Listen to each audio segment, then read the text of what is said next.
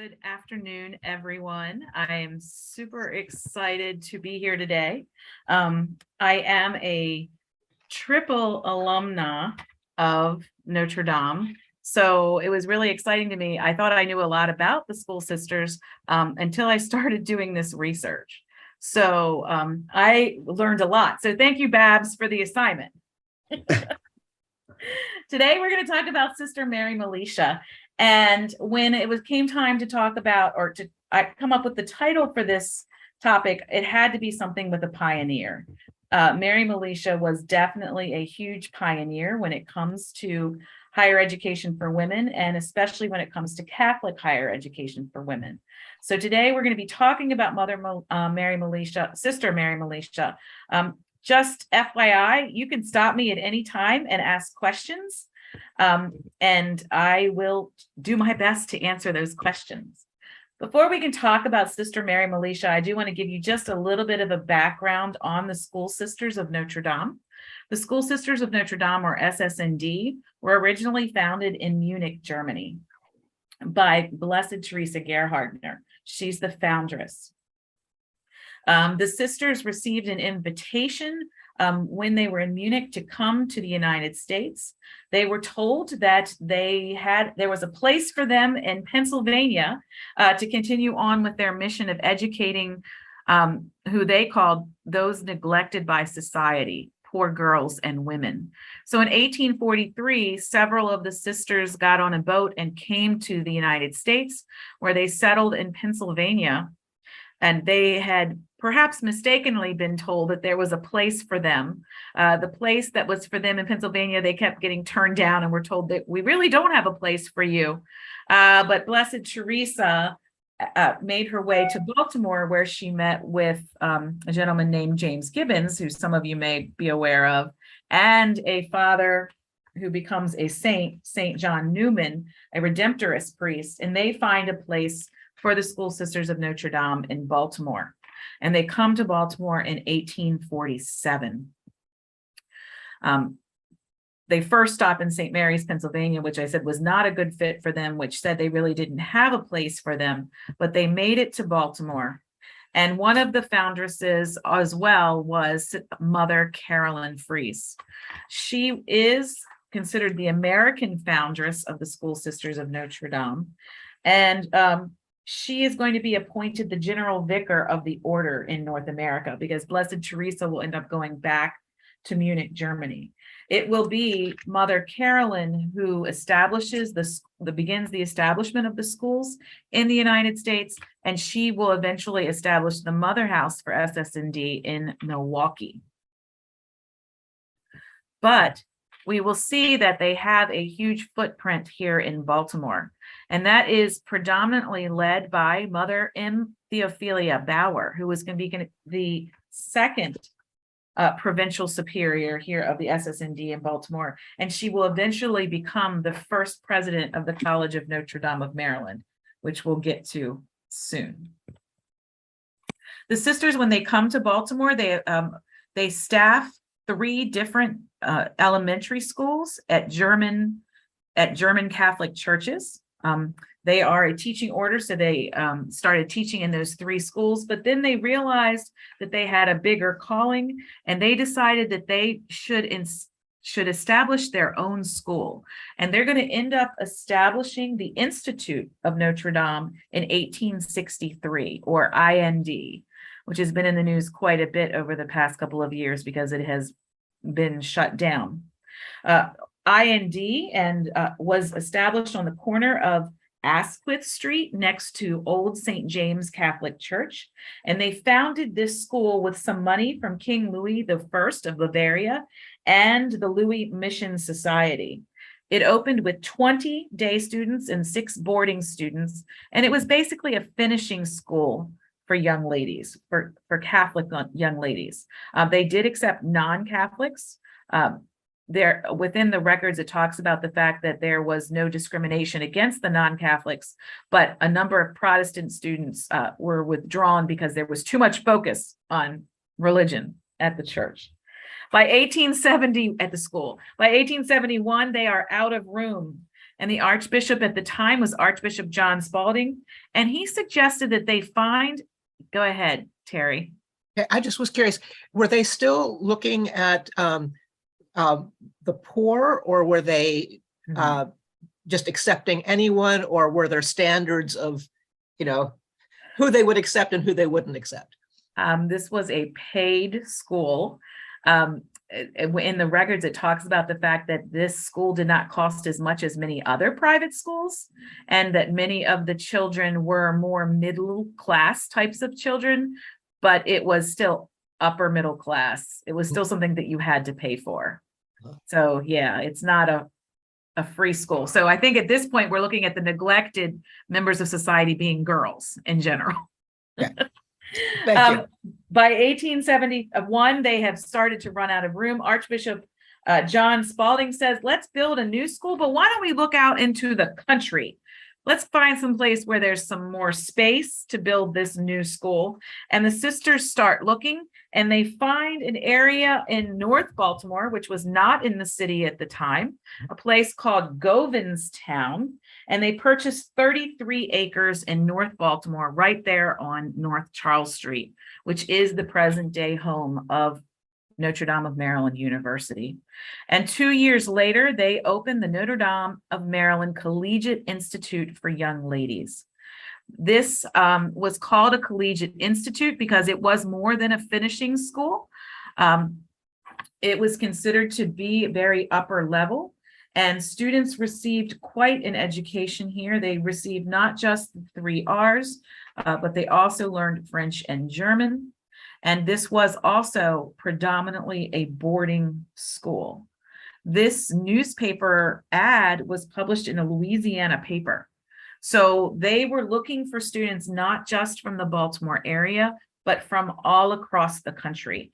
And we'll eventually see that they'll have students not just from across the country, but also from 6 different continents, they will report.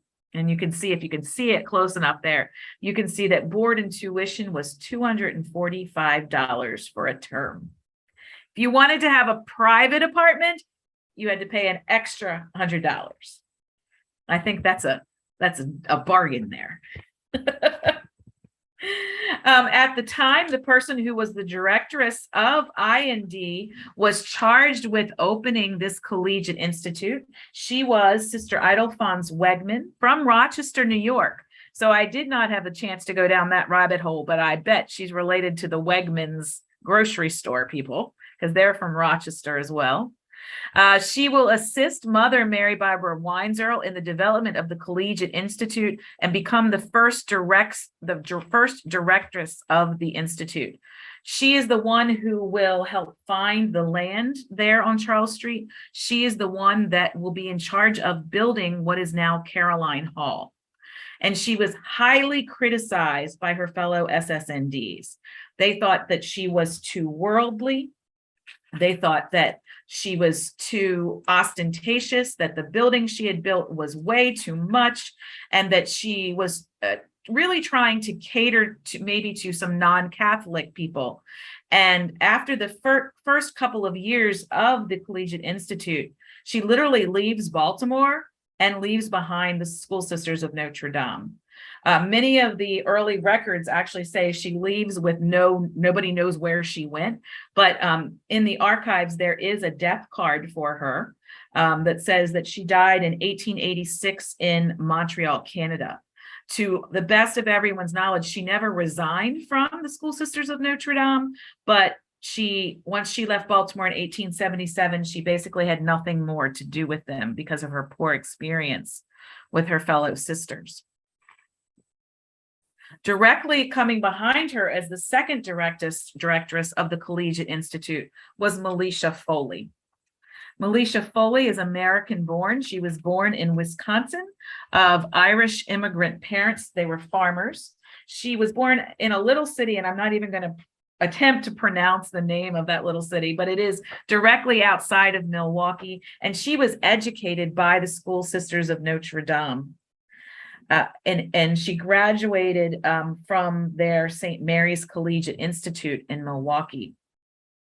By 1868, she has joined the School Sisters of Notre Dame, and she will come to Baltimore by the 1870s, where she starts teaching in the elementary schools and will eventually be one of the most sought after teachers in the Collegiate Institute.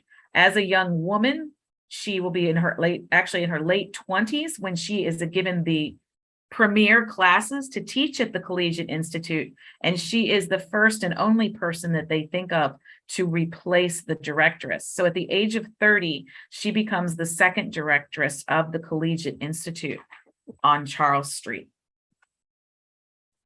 This Collegiate Institute was more than the finishing school that was IND.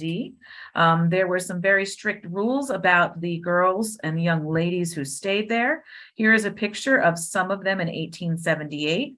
The catalog and the handbook for girls was very specific about how these young ladies were to dress and how they were to comport themselves. There was a specific number of dresses that they were to bring with them to the school, and all of those dresses had to be black.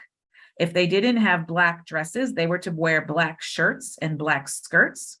The only accessories they could wear were a brooch and possibly a watch and small, non-ostentatious earrings.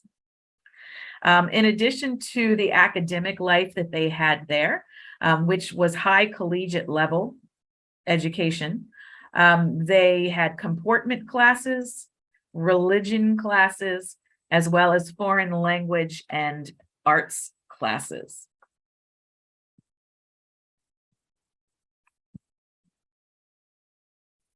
The young ladies at the Collegiate Institute received a diploma.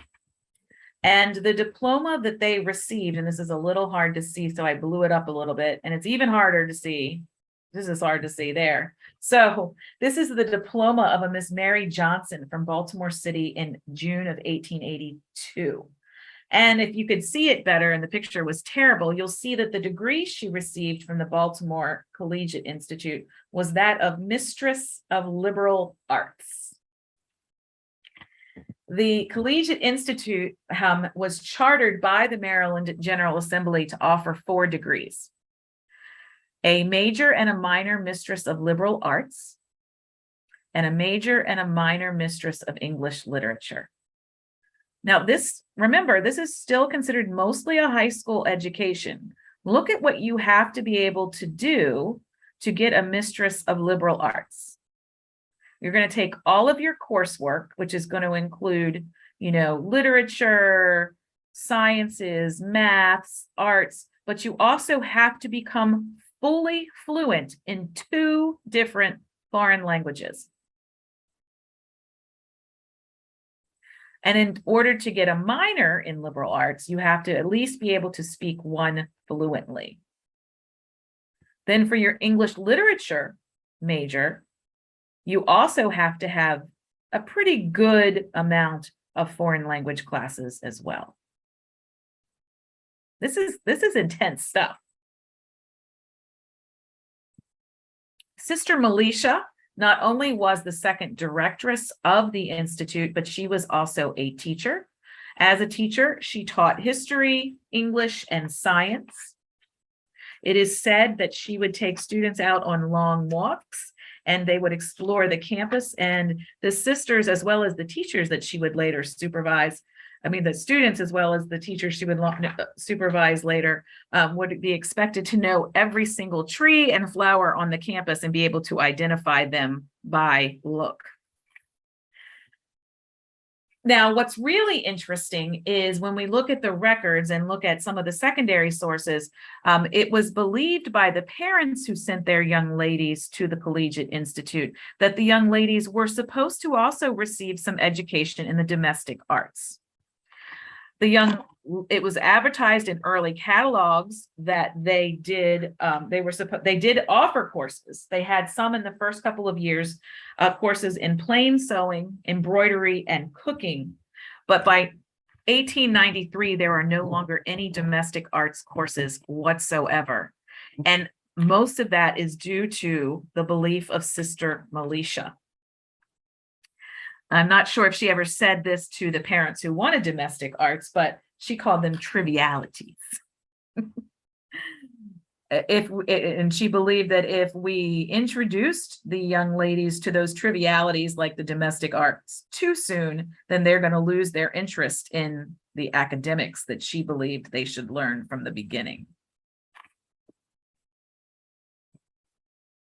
Now, by the late 19th century, we're going to see a huge change in higher education, and throughout the world, but especially in the United States.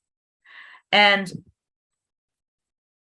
Sister Meletia is going to be at the forefront of that thinking, at least in Catholic education. And her beliefs, as she would state numerous times, is that women, all women, need to learn about these higher ideals of living, not just the poor, not just the rich. Every woman needs to know this. So this goes back to that mission of helping those, the weaker, as some people might have said, of society. By this time in the late 19th century, we have the Women's College of Baltimore City founded, or what we now know as Goucher College. It was founded in 1885 by the Baltimore Conference of the Methodist Church. It was actually in Baltimore City at that time, and it was considered quite an institution. And Sister Meletia was very well aware of this women's institution, Protestant women's institution. This institution will later be called Goucher and will relocate to Towson in 1954 and go co-ed in 1986, as an aside. At the same time that we have Goucher College, the Women's College of Baltimore City being founded, we also see, when it comes to Catholic education, the founding of Catholic University. And Catholic University is very much a pet project of Cardinal Gibbons. And it was considered to be the premier Catholic institution. And at one point, they thought that women were going to be allowed to enter. That was not the case. As a matter of fact, women will not be allowed to matriculate into Catholic University until early in the 1900s. Sister Meletia was very aware that there's this new Protestant women's college in Baltimore. There's now this Catholic University for higher education. And then there's also those other universities, you know, the Seven Sisters, all those other women's institutions that are being founded throughout the country, but every one of them is Protestant. And we start to see that Sister Meletia is like, wait a minute, where are the young Catholic ladies going to go? We can't lose them to the Protestant institutions because those Protestant institutions don't necessarily have the same values that we have or that we want our young Catholic ladies to have. So she instantly, I wouldn't say instantly, I truly believe it was something based on what I've been reading, that she slowly came into this idea that it was up to her and the School Sisters of Notre Dame to create an institution of higher learning for young ladies. During this whole time, we're going to see she suffers, and here's another small to more connection. She suffers from an illness that I'm not able to figure out yet, but she spends almost the entire year of 1895 under the treatment of Dr. Howard Kelly. You may know Dr. Kelly as one of the founding 4 doctors from Johns Hopkins University.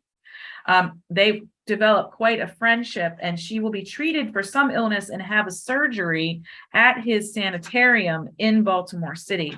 But I haven't been able to figure out for what. I'm still working on that.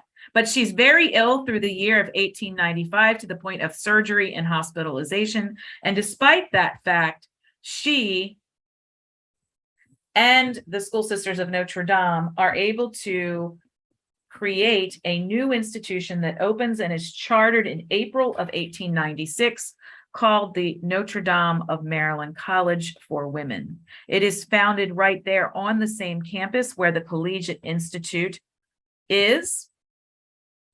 And it becomes the first 4-year Catholic college for women in the United States. This is landmark. This is huge. Absolutely huge. And as the newest historian of the School Sisters of Notre Dame and of College of Notre Dame say, SSND become the first group to confront the male monopoly over the church's higher education sector. So even though the school sisters many times are considered conservative in these early days, this is not a conservative move, not at all. They're challenging the fact that now women should receive a higher education and that they themselves, the school sisters, are equipped to provide it for them. With this new College of Notre Dame of Maryland, Mother Theophilia becomes the first president. Now, for the first 20-some years of the college, the vicar of the School Sisters of Notre Dame was the de facto president of the college. So Mother Theophilia was the vicar of the Mother Superior for the order, so she was also the president. She worked hand in hand with Sister Meletia, who was appointed the first dean of the College of Notre Dame. And together, but from what I'm seeing, not really together, it seems like Sister Meletia is almost single-handedly creating this course, and I mean course in the broad sense, of the College of Notre Dame. And she helps in, this is the building, this is Collegiate Hall, this was the original institution hall that was up until last year called Gibbons Hall. It is now called Caroline Hall after the Sister Caroline, the foundress. A side note, friends, Archbishop Gibbons was not the biggest supporter of the School Sisters of Notre Dame and of the College of Notre Dame. We know that he was very conservative. We know that he did not support suffrage. We know that he would visit many different places all throughout the Archdiocese. But what historian Oates has been able to find is the only recorded donation that Cardinal Gibbons gave to the College of Notre Dame was an autographed portrait. And that was in exchange for rooms. They had private rooms for him at Notre Dame. And there are several recorded events where he would come and stay in those rooms, and Sister Mary Meletia would proofread his papers, books, and speeches. In addition, we will find that in the 2 years following the development and the creation, the founding of the College of Notre Dame, Trinity College in Washington, D.C. is established, which he highly supports. And he actually is on the record for saying that Trinity College is the first institution of the Catholic institution that offers a baccalaureate degree. And whenever he talks about Notre Dame in his speeches, he usually calls it just a normal school. Amy? Yes. I can't seem to find the chat on my computer. When was Mount St. Agnes College for Women started? Because that was only a 2-year. It was, can you hold that thought and I'll look it up in the book?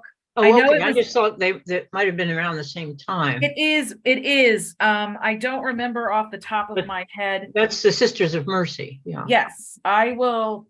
Give me a few minutes. Let me finish and I'll look it up for you. Okay, I'm sorry. I just thought That's okay. That's okay. College. So I find it rather fitting that we, in the big we, Notre Dame decided to rename Gibbons Hall to Caroline Hall, but it was never mentioned that he was not supportive. Now, when we talk about this creation of this college for the College of Notre Dame, Sister Meletia was definitely in the forefront of thought. The faculty involved lots of School Sisters of Notre Dame, but she also worked with local universities, and not just Catholic universities, but the Protestant and non-secular universities in the area, and got some of the best people to come and offer their services to the young ladies at Notre Dame. One such professor was David Moore Robinson, who was a premier archaeologist and Greek professor at Johns Hopkins. And the list goes on by the famous professors that came and spoke to the young ladies at Notre Dame and taught courses.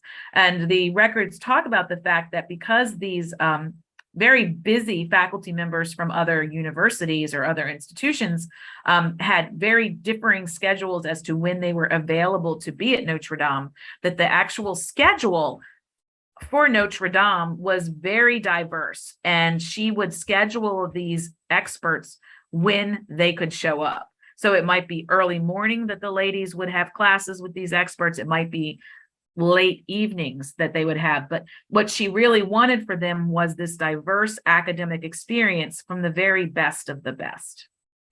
In addition, the curriculum was very interesting when you talk to some of the different people and some of the experts from the day, that they said that she indeed was providing for the young ladies the best that the world had to offer.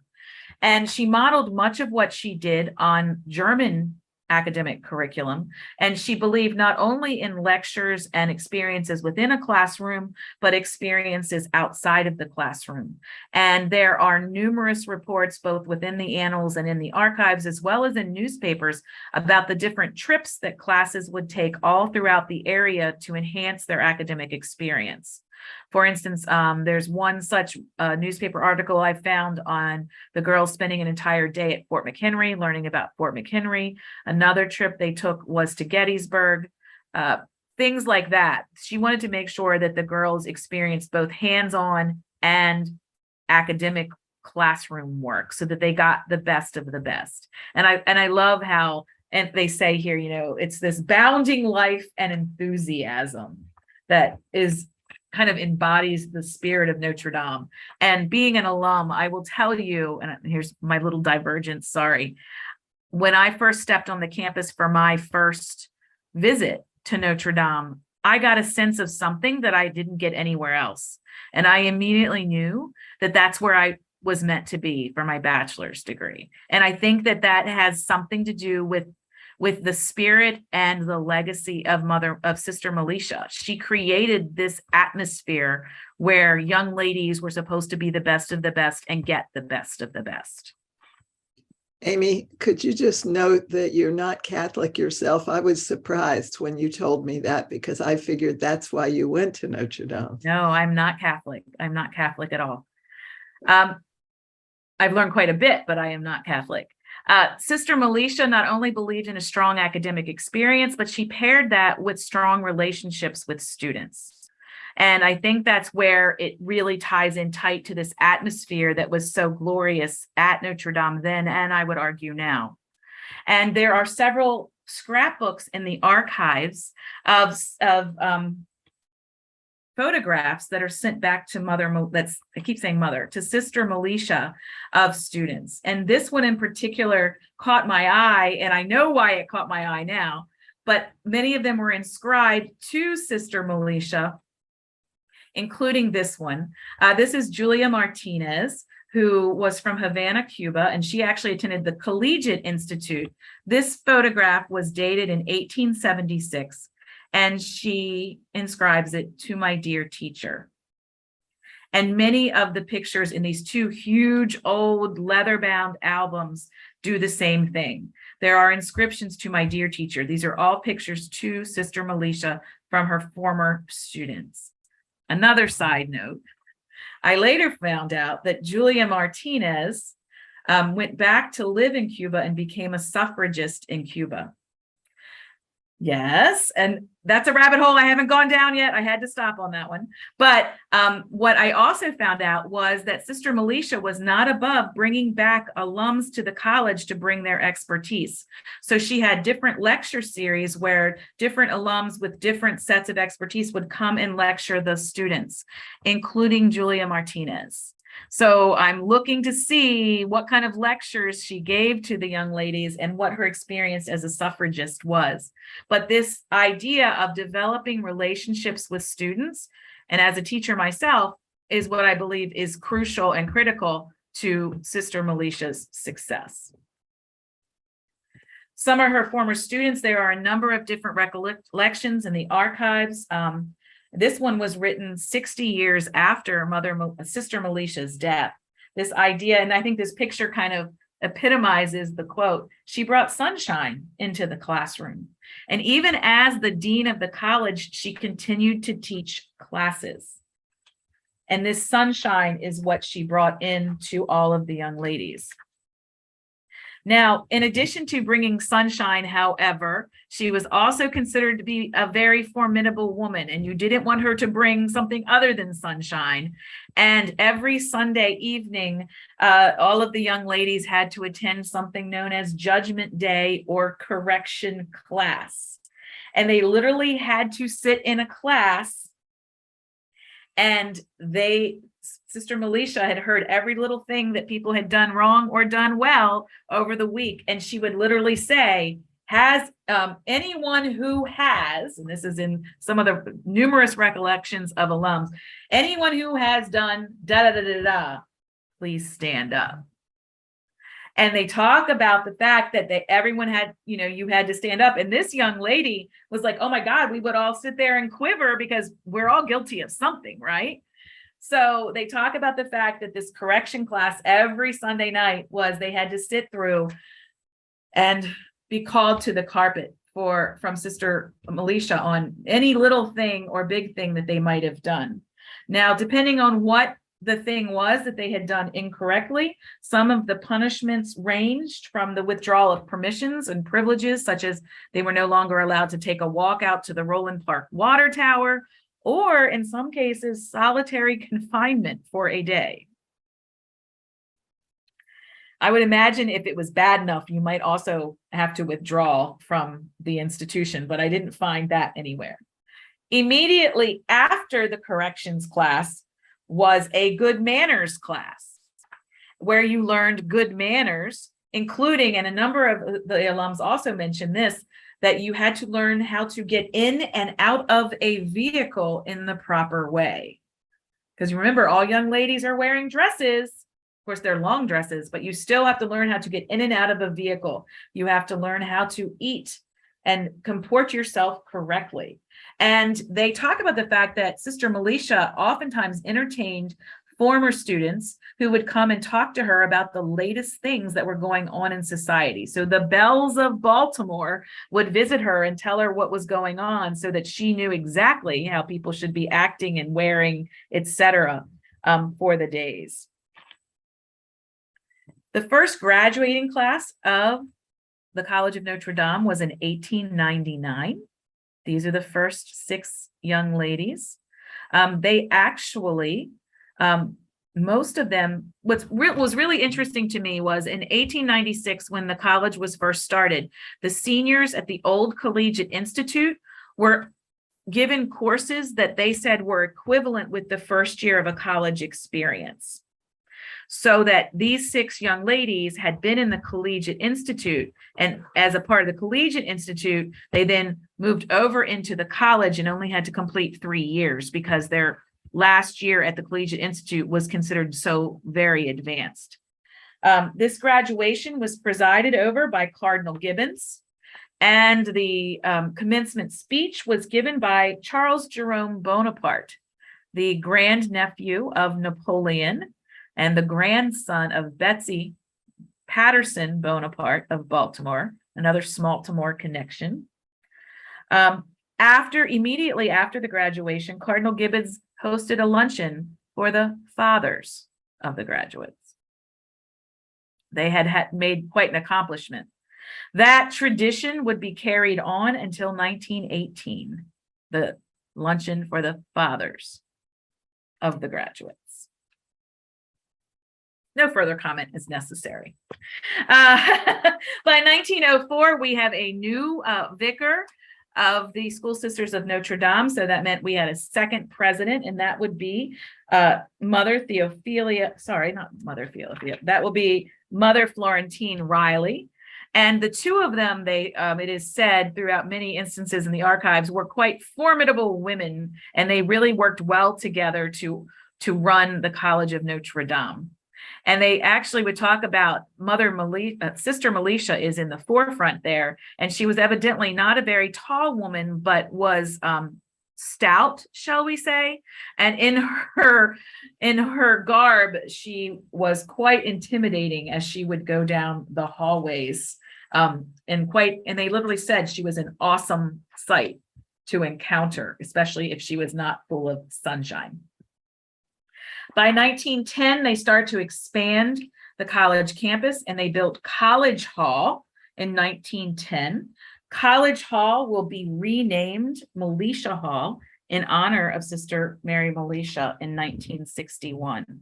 College Hall or Meletia Hall will have a number of different purposes, but there is a fabulous balcony out there where I would say generations of alums have had tea parties as well as other types of parties, because that is a residence hall, of which I lived in for 2 years. Sister Meletia will die in May of 1917. She actually dies in Chicago. She had gone to Milwaukee for a chapter meeting and caught pneumonia, and she stopped in Chicago to recuperate. Unfortunately, she was not able to recuperate. They brought her back to Baltimore, where she is buried in the cemetery right there next to Notre Dame. As a part of her eulogy, Reverend Lucian Johnston, who was also a faculty member at the College Notre Dame, really said it very well, that she was far in advance of her entourage, but since then, the rest have followed.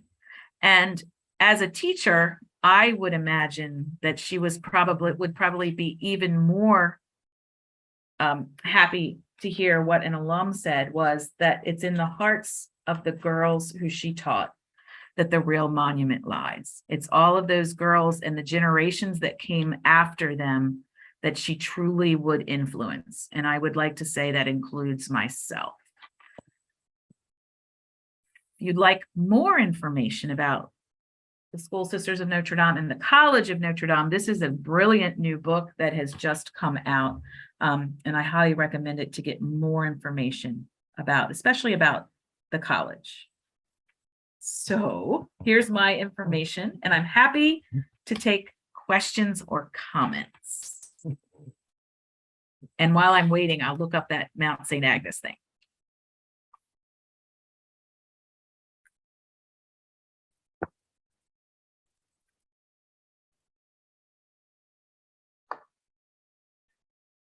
Yeah, I know that Mount St. Agnes was very old, but I think it was only my memory was it's only a 2-year college. Hold on, I'm finding it right as we speak. With the same, I had a relative, a cousin who went there. Oh gosh, probably in the 40s, and but it had the same type of spirit that you're Right. talking about. But it was the Sisters of Mercy. Yes, it's not, I thought I saw it in this book. I could run down the street and look it up. That's right. As you're right, I can Google it too. Okay. School Sisters of Notre Dame established the Institute of IND in 1863. Within 4 years, which would have been 1867, they opened the Mount Washington School. If you guys have ever seen that beautiful octagonal building. That's what I'm there. talking about, Amy. I Yes. live down the street from I know, it. it's can walk gorgeous. down and find out what they say on the plaque. But the Mount Yeah. Washington School for Boys was one thing, but then there Yeah. was The Mount Mount St. Washington Agnes section was of the another. yeah, so the school that was on Mount Washington was called Mount St. Agnes Academy.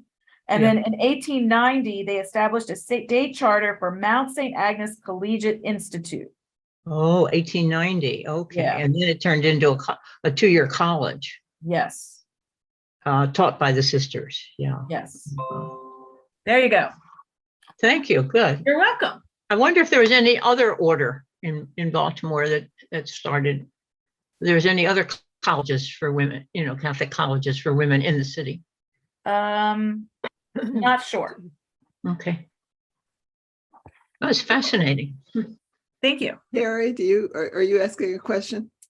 Yes, I was very interested in the early, I guess it would be the late 19th century, but the early emphasis on foreign languages. Yeah. Speaking fluently in foreign languages. And I'm wondering 2 things. One is, was that perhaps because they had come from Germany, where it was very common to speak other languages because of the borders and that sort of thing. Mhm.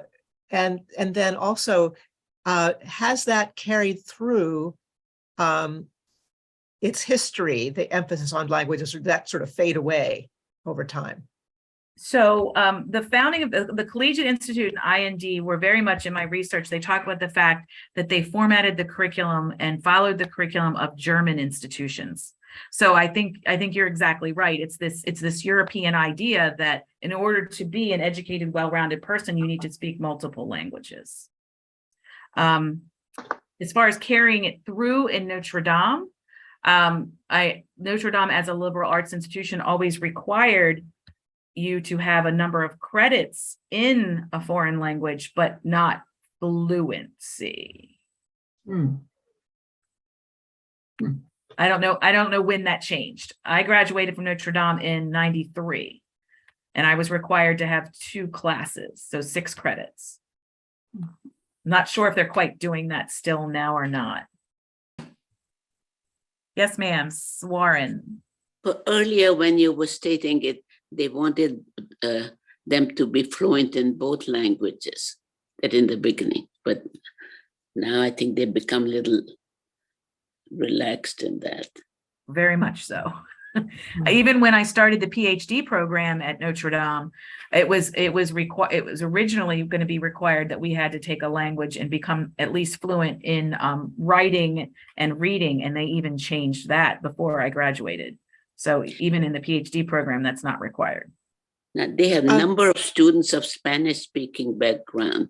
I wonder who are managing both the English and Spanish. Yeah. So they have to be fluent. Good question. I don't know. I know they have the English Language Institute Yeah. there, which is in the basement of Meletia as well, or it was. I don't know if it's moved recently, but that they've, at least for the past 30 years, because it was there when I graduated, they really worked hard to give experiences and help with learning of English at Notre Dame as well. Amy, maybe you said this and I just didn't catch it, but were there specific languages that you had to be fluent in, or was it a broad kind of choice of languages to choose from? It appeared to me in the records I went through that there was Latin, Greek. Yeah. Greek was being taught. I don't know if you could have been fluent in Greek, but Yeah, the how about major being fluent languages, in Latin? yeah, exactly. They were looking towards French and German mostly. French and German. That's what I would have thought, was French and German. Yeah. Amy, I'd like to change the subject if that's okay. I'd like to hear you say a little bit more about how this research helped you to think more broadly, or not change your mind, but at least consider what Sister Mary Meletia would have thought about the recent effort, or not effort, the recent decision to convert the school to a co-ed school. So I was very taken. I read a lot of Sister Meletia's work or the interpretations of what she did, and she was very much about. She was in the forefront of thinking things through and doing things for a purpose, and she was very much all about making sure that Notre Dame survived. And that Notre Dame became an institute to be proud of. And I would never want to put words in her mouth, but it did help me start thinking about that if Notre Dame did not go co-ed, there could be a possibility that the women's college would not survive. And what would that mean to the legacy of what Sister Meletia has put into place for so long? And I hope that what the current administration is saying, which is they're going to continue with this Women's Institute as a part of what is now the College of Notre Dame of Maryland institution, which is no longer the Women's College, but this idea that they have a Women's Institute that potentially maybe even some of us alums could really work hard to make this Women's Institute something that could carry through this legacy of Sister Meletia, because she will go on, and there are many quotes that I could have put in, but I didn't, about the fact that she believed that women were at the forefront of everything in the world, that women were kind of this backbone of making sure things worked. And I think that if we can truly get this Women's Institute doing the right thing, that it will help the college. Thank you. That helps me to think about it as well. Yeah. Amy, did she have any formal writings? I mean, did she write papers or a book or anything? I could not find any formal writings at all. I think she was maybe too busy editing Archbishop Cardinal Gibbons papers. Sorry. Sorry, that was my editorial comment for the day. Okay. I didn't know whether she How wrote you think anything on her about own. Cardinal Gibbons, Amy? Yeah, I couldn't find any, no. And there's none that seemed to be, I think she was too busy doing. Yeah. But her area of expertise was pretty wide. She taught different types of classes. Yeah. Mm. And they even talk about, I mentioned the fact that she was pretty demanding. They mentioned in one of the things, one of the four elementary teachers of elementary kind of education, she even demanded that they know certain things, that like every single, I don't know, flora and fauna or whatever. And she made sure that she wanted everybody to know everything, because she wanted her girls to have the very best of the best education. So I think she was doing so much, I wouldn't imagine she'd have time to write.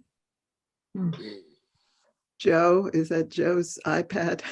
Yeah, You're muted. you're muted. I can unmute her. Sorry. Yeah. If you haven't already done so, I think it might be advantageous for the freshmen to receive the kind of information you've presented to us, almost as a legacy. It just was so wonderful, and it would be just so interesting. And I don't think it's in any way dichotomous with what is being thought of to be presented as far as the future of Notre Dame with boys, with men, young men. Thank you. I actually am planning on talking to some people there to see if this is something that I could be presenting, at least to certain groups. Thank you. I would have loved to have had something like this when I was there, to know. I mean, there's a reason why I felt like I needed to be there. And I think it has to do with her legacy and what she established there. And I think that's good for everybody there. I think you're right. So I'm going to work on that. Thank you. I have a question. Initially, were all the teachers or professors religious? No. And that's what they talk about, that she was so very much in the vanguard of what she did, that she didn't just work within the archdiocese or the Catholic universities. She worked with Protestant and non-affiliated people. She wanted the best of the best, and she didn't care what their religion or their affiliation was. And I think that was huge. That's a big part of her. And Notre Dame still does that. They still, especially within their honors program, they bring in these experts, and just like she changed the schedule for when people could be there, they're still doing that even within the women's college. At what point did the majority of faculty become non-religious? I don't know. I don't know. I do not want to hazard a guess to that. I know that when I was there and I graduated there in 1993, probably 25 to 40% of our professors were SSND. And now it's down to maybe a handful. Mm-hmm, mm-hmm. And the first non-religious, or at least non-member of the sisters that was president was fairly recently. Yes. Mm-hmm. But I don't want to speak to that either, because I don't remember off the top of my head. But yes. And we had one male that lasted for about a year. Mm-hmm. So Amy, this is sort of related, but I was just curious how it was for you being there. as a non-Catholic, since we've just found that out here, and what percentage of the student body was not Catholic? I'll answer your second question first. I have no idea. I have no idea. By the time that I was there in the early 90s, it was no longer required to attend Mass. And so you didn't really, until Ash Wednesday, you didn't know who the Catholics were on campus, right? Like, Right. and I will tell you, being non-Catholic, my first Ash Wednesday, I'm like, what is this? I had no understanding of the ashes. There was a legacy that we all had to take 2 classes that were religious, that were classes on religion. But the classes that I took were not, I wouldn't say denominational. I mean, they were just like almost like history of religion courses that I was able to take. So I think it was not, the campus was imbued with a spirit, but I wouldn't say that it was this, and maybe some people would say it's a Catholic spirit. I don't know, but just, I don't know. I don't even know how to say it, but I didn't feel discriminated against. I didn't feel put upon. I didn't feel like I had to. Some of the sisters did start classes with a prayer. You know, all the classrooms had crucifixes in them, but I enjoyed it because I enjoyed learning about something I didn't know about, and taking the religion classes helped me to do that, and experiencing some of the Catholic rituals I just found were fascinating.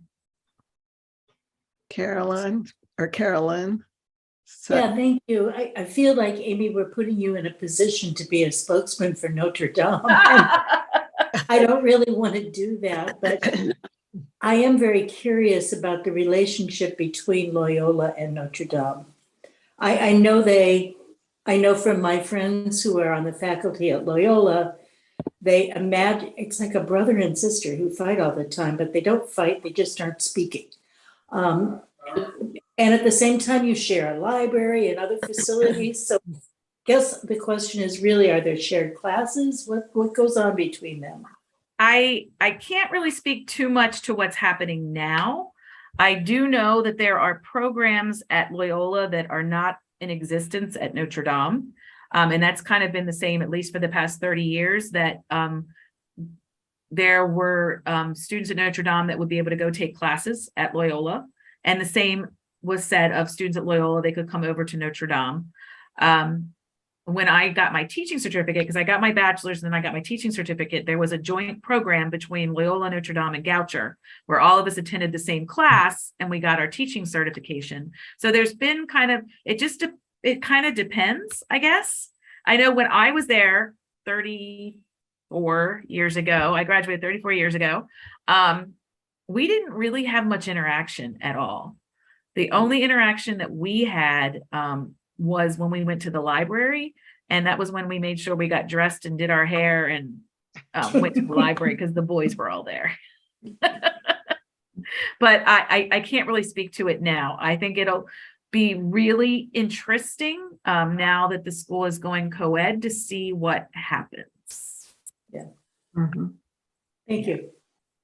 To follow along with that, I was interested, I guess it was in the 70s when Mount St. Agnes closed and those students became part of Loyola.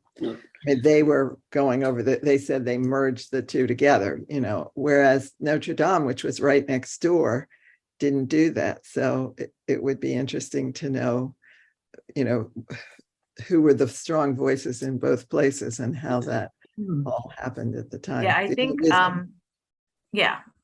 think what was really interesting from the beginning of the School Sisters of Notre Dame was that for a while, the Pope never even gave them a papal dispensation to be an order because they were so strong and believed that a sister, a member of the order, should be in charge of them, that they would not allow a male order to have oversight over them. So it took a little bit of time to get that papal dispensation, or I don't know exactly what the official term is.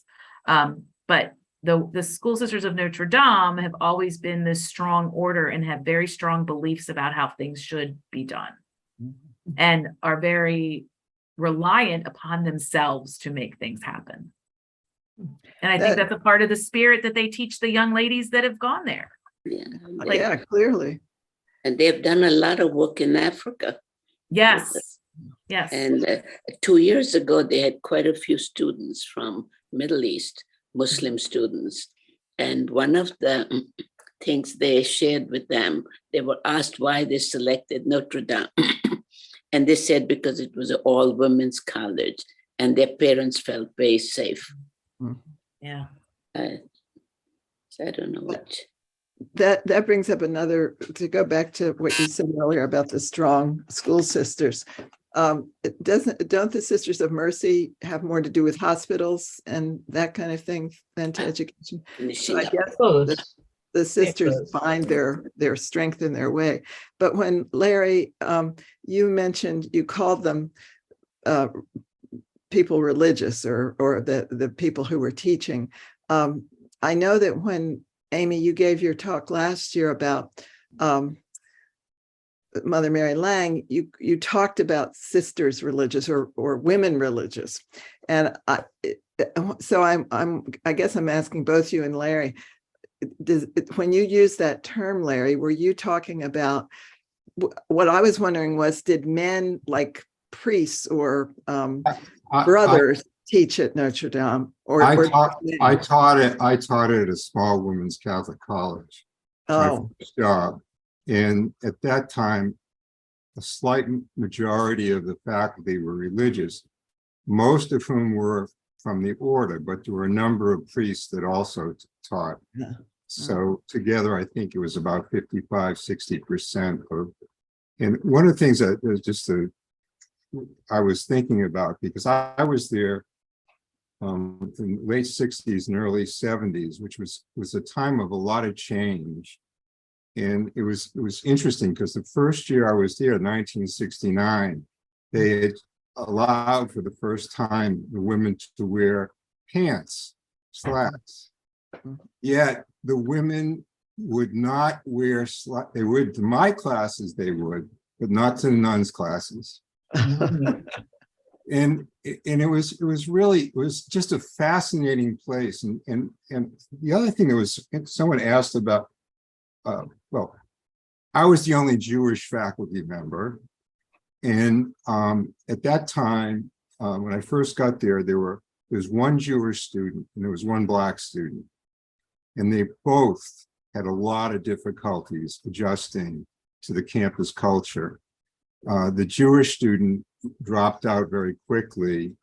The Black student didn't, but she was very troubled about being there. And one interesting side, because I got to know her very well, she majored in sociology. She was Clarence Thomas's first wife. oh, He was at Holy Cross.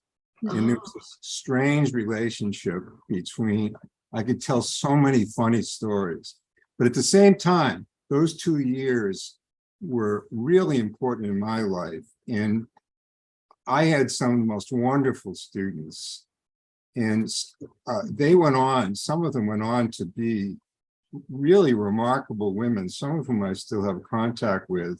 One of them who I was very close to, and we became friends for quite a long time, I haven't seen her for a while, became Madeleine Albright's chief of staff at the United Nations in the State Department. Wow. And she was very proud of the fact that Madeleine Albright invited over the night before she knew she was going to be asked to be the first women's Secretary of State.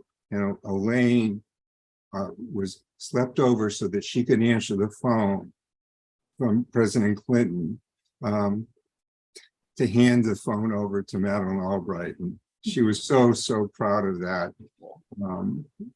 Anyway, I just can't tell you.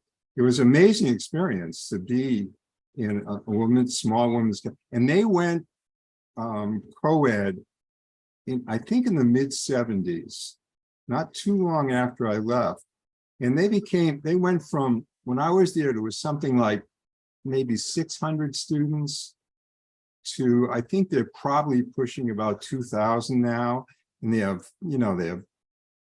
Where is this, Larry? just outside of Worcester, Massachusetts. Oh, okay. It's called the Anna Maria College. And it's really an interesting experience. And working for the nuns were sometimes very funny, just sometimes hysterically funny. But it was, I think there's, but I wonder, I don't really have a sense, because my guess is there's probably difference between how different orders ran their schools. Because the Sisters of St. Anne's they were pretty conservative. And my sense is, when I've been hearing, is that Sisters of Notre Dame are weren't as conservative. They are not stubborn. Amy, there's Helga had her hand up, and I see Terry has her hand up. Helga, you had a hand up. I don't see Helga. I think she's gone. No, she's Here. still there. She had Is her she? hand up. Well, I think she's working on her microphone. oh, there she Oh. is. Now she's off. No, I did not have my hand up, so Oh, I I thought I saw a apologize if hand there's- in front of your No, face. I'm no, sorry. sorry. No worries. Okay. And I didn't have mine up either. Wow, okay, so there's a hand in mine. See, I'm not used to using my computer, Yeah. my iPad instead. Well, Terry had hers up a lot, and I don't know if she didn't take it down, but maybe that's what you were seeing. Okay. perhaps. But Sister Philly is very active till right now. Yeah, she's been giving some classes at the Renaissance. She Amy? was, 1 second. I'm sorry. Hold on 1 second. She might have one of her own students calling. talking to her. Yeah, well, Sister Feely was president, wasn't she, at one time? Yeah, yeah. College. And now she's written a book about her work in Africa. Mhm. Yeah. So what was, I'm sorry, what was the question? I said, did you have her as a teacher? Oh, Sister Feely? No, she was the president of the college when Okay. I was there for my first 3 years. Mhm. And 'Cause I then thought- she was a member of the dissertation committee when I got my PhD. Okay. Because she taught English, I thought. Yes. Yeah. We're And very lucky at Renaissance because she has taught classes at Renaissance, particularly in poetry. She's a wonderful Phenomenal. teacher. she's I wish I phenomenal. was So- a first year student with her. So I have to tell you just a quick, funny little story or cute story about Sister Kathleen. And that is that this past week, I saw that Sister Kathleen had not sent in a proposal for the next semester. And so I ran into her in the hallway at Feely. And so I said, "Oh, are you going to send in a proposal?" Oh, she said, "No, I don't think so." And I said, "Well, the students just really love your classes." Within half an hour, I hear that she's gone into the office there to send in her proposal. That's all you That's the need. way to do it, Terry. Yeah. Right, you do, But Terry. she- You compliment people and they become your. Well, but She's I'm not making up the compliments. They're all real.